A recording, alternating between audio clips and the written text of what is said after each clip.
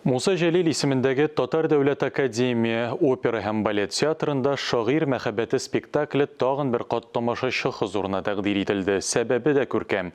Операны иҗат иткән Резида Ахиярова белән Ринат Харисның быел юбилей еллары. Тулырак хәбәрчеләребез язмасында. Габдулла Тукайга багышланган әсәрне икесе дә Тукай исемендәге дәүләт бүләгенә ия шәхесләр иҗат итүе дә үзенә күрә символик мәгънәгә ия. Беренче тапкыр сәхнәгә 2006 елда куела.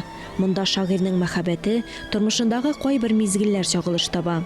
Ринат Харис үз либреттосында Тукай биографиясендәге фактларны файдаланган. Шуңа күрә дә әсәр табигый, җанлы килеп чыккан. Бик тә рәхәтләнеп башкарам, бик тә матур, Резида Ахиярованың музыкасы.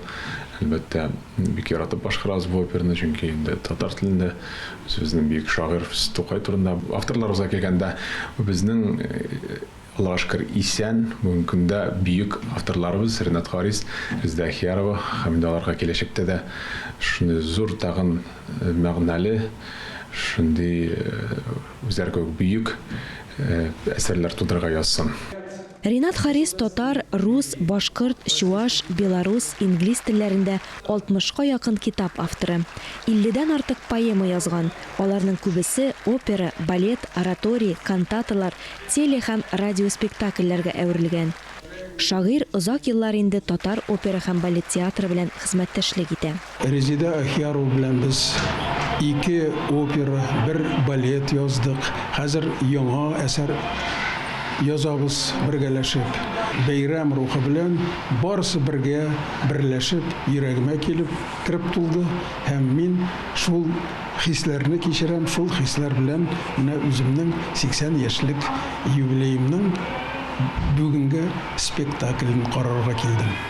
Әсәрләре белән татар музыка сәнгатен баетуга зур өлеш керткән Резида Ахиярованың җырларыннан, гомумән музыкасыннан ихласлык бөркелә.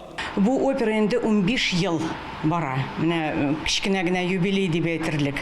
Безнең юбилейлар гына түгел, Ринат абыйга 80 яшь, миңа да юбилей.